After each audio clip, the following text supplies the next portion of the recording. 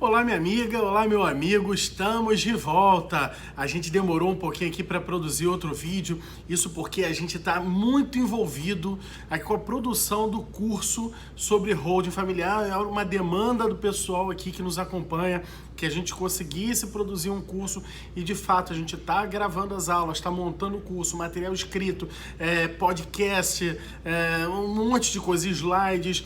Então a gente vai estar fazendo um negócio que seja realmente diferenciado, que seja um negócio altamente profissional, que te prepare para poder fazer uma holding familiar e que seja de um nível que não exista no mercado. A pretensão é essa, tá dando um trabalhão danado, né? Porque tem mesmo que ser avançado em termos dos conceitos aí sobre holding, tem que ser bem avançado, tem que explicar a parte prática de como funciona cada um dos institutos, como vai funcionar a holding, como ela vai operar, como é que os instrumentos, não adianta só dar modelinho, modelo de contrato, de acordo de sócio, não, tem que ensinar como é que monta, o que tem por trás de cada cláusula, e é isso que a gente está montando e dá um trabalho danado, e aí você pode imaginar, isso leva tempo. Então isso tem consumido um pouco mais de tempo meu e por conta disso tem saído menos vídeos aqui, mas vou continuar fazendo, né? Esse curso realmente vai ser algo bem mais avançado do que o conteúdo gratuito que a gente apresenta aqui nas redes sociais, claro, né? Mas esses conteúdos vão continuar existindo, não, a minha ideia não é não parar, pelo contrário, fazer mais e mais gente, mais e mais advogados, mais e mais colegas trabalharem com holding familiar e conseguirem projetar a sua carreira nessa área que eu considero que é maravilhosa, né? Bom, eu também estava tentando conciliar esse próximo vídeo falando sobre a nova lei da liberdade econômica com a sanção presidencial sobre ela. Mas o negócio tá demorando, tá difícil. E que não sai lá daquele Palácio do Planalto. Mas vamos aqui ao que interessa, porque é uma medida provisória, já está em vigor, o texto foi convertido em lei e aguarda a sanção. E por falar nesse prazo para sanção, eu preciso fazer uma correção do que eu falei aqui num dos vídeos anteriores. Eu dizia para vocês, salvo engano, que o prazo era dia 12 de setembro, esse prazo já até expirou. Mas está errado, eu falei errado isso, não é. O prazo ele é de 15 dias úteis, está lá no artigo 66, parágrafo 1º da Constituição, ele é de 15 dias úteis e, salvo algum engano nosso aí no recebimento pelo Planalto, esse prazo termina então no dia 24 de setembro, que é o último dia que o governo tem para sancionar a nova lei da liberdade econômica. E essa demora que está tendo também não tem nada a ver aqui com o nosso ambiente de trabalho das holdings familiares. Ela diz muito mais respeito às outras questões que essa MP abarcava, que era em relação às questões trabalhistas, e um tal furdunço danado, em especial até o DEM, o MDB e o PP fizeram uma ação no Supremo para que porque do Senado foi direto para o Planalto e, na verdade, não teria que voltar para a Câmara, porque teve um trecho que veio da Câmara que foi excluído pelo Senado, mas tudo que diz respeito a este trecho em especial, que na verdade, não é nem sobre todo o trecho da parte trabalhista, mas só do trecho que fala do trabalho aos domingos. Fora isso, a vida que segue, vamos retomar aqui a nossa análise, que são os impactos da Lei de Liberdade Econômica no ambiente das holdings familiares. Nos vídeos anteriores, a gente falou primeiro das mudanças que a questão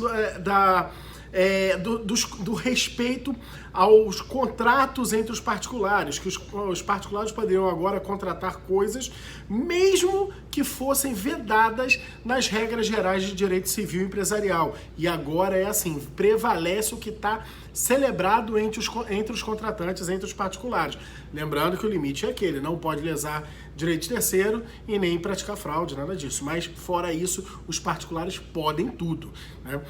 E o segundo, a respeito da desconsideração da personalidade jurídica, que foi enorme a mudança, a alteração que a MP da Liberdade Econômica trouxe sobre o ambiente da desconsideração da personalidade jurídica, tornando ele mais enrijecido e inibindo mais que o Poder Judiciário pratique esse ato de desconsideração. Tá? Então vale a pena, se você não assistiu ainda esses dois vídeos, vale a pena você dar uma olhada lá. E aqui hoje a ideia é falar um pouco de como mudaram as regras de interpretação do negócio jurídico, tá? Não só a permissão, que eu falei lá no primeiro vídeo, mas como os negócios jurídicos devem ser interpretados daqui por diante. E também um fato novo nessa medida da liberdade econômica, para garantir que ela valha, que as normas dela sejam eficazes, ela trouxe um conjunto de medidas para inibir o ativismo judicial, para proibir que o Poder Judiciário pudesse exatamente influenciar e não dar cabo dessas regras entre os particulares preponderarem. A primeira mudança, e eu estou fazendo uma ordem cronológica, na verdade, dentro do texto da Lei da Liberdade Econômica, a primeira mudança, na verdade, ela ainda não entrou em vigor. Essa sim depende lá da sanção da lei, porque o Planalto, ele foi ainda mais avançado do que o Congresso, ele foi ainda mais avançado que o Planalto e fez uma inovação legislativa, que no artigo 113 do Código Civil. Se você não está lembrado, o artigo 113 é aquele que dizia lá, os negócios jurídicos devem ser interpretados conforme a boa-fé e os usos do lugar de sua celebração. É assim o texto do artigo 113 do Código Civil. O Congresso, o que fez? Colocou 2 parágrafos. O primeiro, ele é mais principiológico, de definição. O segundo é que eu vou ler aqui para vocês, que é uma diferença bem grande do que nós temos hoje. E diz assim, as partes poderão livremente pactuar regras de interpretação, de preenchimento de lacunas e de integração dos negócios jurídicos diversas daquelas previstas em lei. Então as partes não só agora podem celebrar o que elas bem entenderem, mesmo que isso seja diferente do que está no texto legal, como elas também podem, inclusive, estabelecer regras de interpretação do negócio jurídico. E o Poder Judiciário deve sucumbir a essas regras de interpretação. A outra alteração que nós tivemos agora foi em relação ao artigo 421 do Código Civil, que também está nesse campo, né? O primeiro dispositivo, o artigo 421, ele é o primeiro dispositivo das disposições gerais dos contratos, né? São os princípios gerais dos contratos, e o artigo 421, para vocês entenderem, ele agora recebeu um parágrafo único, no qual diz assim, olha, nas relações contratuais privadas prevalecerá o princípio da intervenção mínima do Estado por qualquer dos seus poderes, e a revisão contratual determinada de forma externa às partes será excepcional. Então veja só, esse é um comando para o Poder Judiciário para falar assim, Poder Judiciário, não se meta ali, tá? Não se meta. A regra é a intervenção mínima, isso é o auge do liberalismo, né?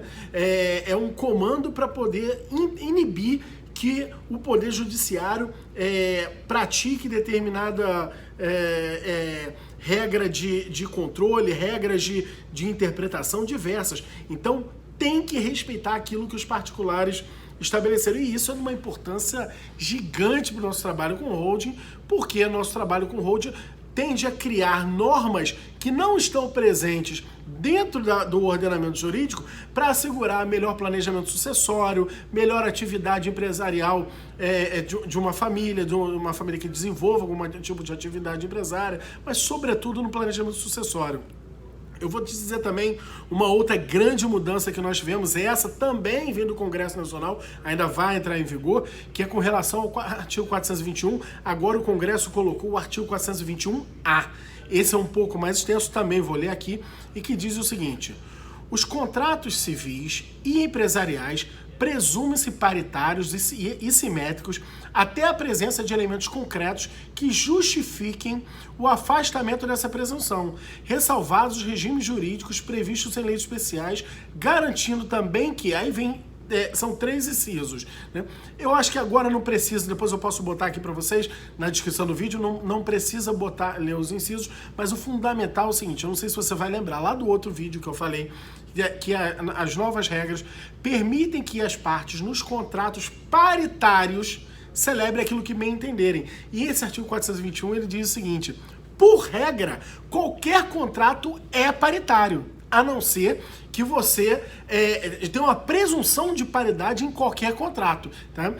A não ser que apareçam elementos, né, que comprovem e que justifiquem o afastamento dessa presunção. É como está no novo artigo 421-A, que vai entrar em vigor dentro do Código Civil.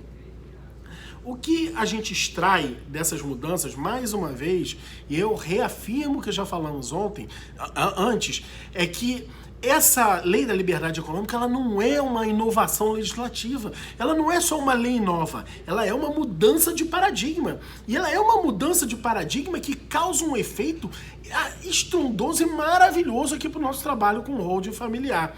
Então, moçada, acompanha, a gente tem mais coisa para falar, a gente vai ser, por isso que eu estou dividindo, porque senão fica extenso demais, e é legal a gente conseguir se aprofundar aqui nesse tema e transmitir para vocês com um pouco mais de profundidade. Então, a gente se vê no próximo vídeo, onde eu vou falar sobre a outra inovação também, que é a sociedade limitada de um sócio só, que é algo que, no meu entender, tende a fazer com que as Eirelis, ou Eireles, alguns chamam de Eireli, outros Eireli, que elas sumam, que elas desapareçam do mapa em algum tempo, porque não vai fazer o menor sentido você existir Eireli, que depende de um capital social inicial alto, você podendo ter uma limitada que não tem essa influência de um sócio só.